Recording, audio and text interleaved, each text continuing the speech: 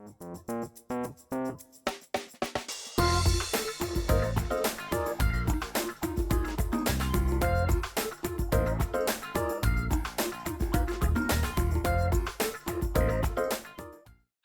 there. Welcome to Market Carver. My name is Grant Soliven. I'm the manager of advisor operations, and today I'm filling in the seat for Adam Harder. Don't worry, he'll be back next week. This is just a temporary thing. And also, I love having Andrew Thrasher on here, two-time Dow Award winner. Andrew, so good to have you doing these, and so excited about the topics we're going to talk about today. And let's just kind of dive right into those, actually. And so really a lot of conversation, the family updates that we're running from families that are coming in, friends as we like to call them. So new families we're engaging with. A lot of the topic that's coming to essentially the forefront of the conversation is that debt ceiling. And so Andrew's going to go do a great job going through a lot of the coverage that we've got on the screen here in front of you. And I'll tee us up with kind of the debt ceiling itself. Remember, when we have these conversations around the debt ceiling, all that's happening is that Congress is just trying to agree on what part of the credit card bill they're going to pay. And so there's a lot of news surrounding the action in this transaction. And folks, remember this. It would be devastating if they couldn't agree on paying the bill, and they always do. That being said, there's some things in history we can lean on to help us figure out the market's reaction to some of that. So, Andrew, looking at that, what are some of those times in history that we can look back to give us a gauge on how the market reacts to this? Yeah, thank you, Grant. I'm so happy to have you be able to join me with the Market Carver. It's always great to do these weekly videos with you. So thank you for jumping on and filling in for Adam. As we always, whenever we have these conversations that involve politics, we always have start with that big eye roll of once again, we have to talk about something they're doing in Washington, D.C. And feel like this is becoming a topic more and more that we have to discuss, the debt ceiling. As Grant described, the debt ceiling really is the government got its credit card bill and now they're deciding if they want to pay it or not. It's funny that it has to be this big of a topic, but unfortunately it is. Thankfully, though, it's something we haven't had to deal with a lot in the past. There are some times in market history where this was a topic where we did get to kind of the 11th hour before a resolution had to be made. And so whenever we have a market event like this, we want to focus on the data. We don't want to get caught up in the headlines and the news and the opinions and all the things that come with anything political related. But we can look back at the three previous times where the debt ceiling was a topic. They had the negotiations and eventually came to a resolution, and we can see how did the market perform going into those periods, and more importantly, how did the market perform going out of them? So we have the 2011, 2013, and 2015 instances. The one that most resembles kind of the market environment and the political environment we're in today is probably 2011. If you remember, that's back when the Tea Party first started being a thing. They really were pounding the table on getting some spending cuts before they would pass a debt ceiling resolution. And then they actually got their pound of flesh that they were looking for. And then they passed the resolution and we got a drop in spending. And we saw the market reaction that really wasn't overly positive. The market essentially had risen going into that. We're looking at the dark blue line on the chart on your screen. They got the resolution when they came into that vertical red line. And then from there, the market declined roughly about 17.5%. The market recognized that if the government slows down their spending, that actually can have a negative impact economically. Less money from the government flowing into contractors, different government workers, things like that is going to have rippling effects. And so the stock market in the short term had a negative response to that. We can see by the orange line in 2013, it really wasn't much of a market event.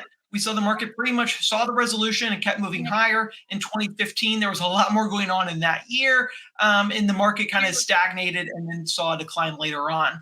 So looking at market history, we have a very small sample size here, not enough to put a huge amount of reliance on, but the market doesn't like when Washington, D.C. is in the headlines because they do control a big spending knob and a big impact on the economy. It's also harder for companies to start gauging future spending, future expenditures, future profitability based off the uncertainty environment that gets created in D.C. So we hope for a resolution. Unfortunately, it's probably going to once again come in the 11th hour. If it does roll over and we do see a default, which hasn't happened, they'll be put into question whether it legally can occur. In the Constitution, it does say that the U.S. essentially can't default on its debt. And so it could go to the Supreme Court. And then there's a lot of other different theories of what could be done. We won't dive too far into those about trillion-dollar coins and things like that. Hopefully we do get a resolution. The market historically hasn't responded real positively like in 2011 to these types of events. Hopefully it's something we are able to move past and start looking ahead at more important market-related topics in the near future. So we'll shift that. Speaking of the market, looking at today's market and what drives stocks higher is something I often am talking about. It's breadth, market participation. We want to see a lot of stocks going up, not a lot of stocks going down. It's really that simple. And so as we look kind of at the past 4 months, we're kind of taking the pulse of the market. We're up a little bit. We're at 7.5%, 8% on the S&P. How is the average stock doing? Unfortunately, not great. Essentially, the market got most of its gains from January through February, and then we've pretty much gone nowhere since then. We're actually recording this on Tuesday. The market's at the exact same place it was on February 3rd. But it's pretty much gone to sleep. And during that time period where the index is not really moving, we are seeing stocks, the majority of stocks, actually starting to decline. You can see it on the chart on your screen right now, where the average performance for S&P 500 stocks is really only about 1%, essentially flat on the year. It's really been the biggest companies, some of the mega caps that have been driving the markets higher. And so then we can look at another level. How are the S&P 100 stocks doing? Those are the 100 largest stocks. And they're doing a little bit better, up about 3%, but still nowhere near the level of the actual index. And so what that tells us is that the market's being driven just by a handful of stocks, and we're not seeing broad participation. On this next chart, I'll actually show you which stocks those are. We have access to a lot of great data, and so we're actually able to break down the index stock by stock and look how much is each stock contributing to that. Let's say the market's up right now about 7.5%. How much is each stock contributing or detracting, if it's down, to that 7.5%? Well, when we look, we can see Apple's contributed about 200 basis points, Microsoft about 161 basis points, and you can see all down on the screen. And basically, these 7 stocks that you see on the screen right now in this table have contributed about 700 basis points of gains to that 7.5% for the S&P, meaning pretty much all of the gains are coming from just these 7 stocks. And really, it's only 6 because we count Google twice because they're listed twice on the index. So we have, again, very small number of stocks driving the market higher.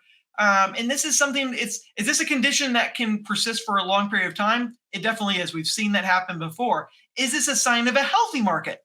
Not really. Does it mean the market has to go down because of it? No. This can get resolved a handful of ways. We can start seeing stocks kind of waking up from this nap they've been in and start performing with some of these mega cap stocks, and we start to see breadth expand, and that could help push the market higher. On the counter end, we could see that the market begin to weaken, responding to some of the lack of performance, and we start seeing the index decline. This is why something we often talk about, and you probably hear in many of your meetings with our advisors, our risk barometer has been on neutral. We've essentially been kind of flat in how much risk we want to take within the portfolios, really allowing the market to unfold and determine which is the next direction it's going to take. If we move higher, then we'll see our risk barometer likely will go back to being on offense. If it's lower, our risk barometer will probably move on to defense as that trend changes down. And we're going to be data dependent in that determination.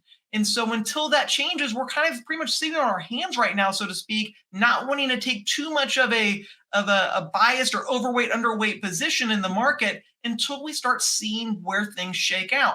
Right now, again, we're not seeing a lot of great participation. We do have some of these political headwinds. If we can get past that, then there are the catalysts that could move the market higher, but we're going to wait for the market to tell us that's what's important and respond with changes in price. Again, always trying to be data dependent, not letting our emotions take hold, not allowing headlines to be a major influencing factor in how we manage and structure our models in your portfolios. So that's kind of a tiny glimpse into what's going on with the market right now. I'll turn it now back over to Grant. And Andrew, thank you for such a wonderful explanation on kind of our stance, our input, going through the debt ceiling conversation. You and Adam always produce such meaningful content for us and for families that are watching. And so thank you for your time. If you've been continuing to watch Adam and Andrew through the Market Carver, if it's your first time, and this content has kind of maybe jarred up some thoughts and you want to walk through those with one of our advisory team members, please reach out to us, 800-928-4001. Brittany on the other phone will schedule you with an advisor in your coordinated area or in your area you're in. And we'd love to have that conversation with you. So thank you for your time today. Andrew, thank you for the wonderful insight that you always provide. And we'll see you in the next one.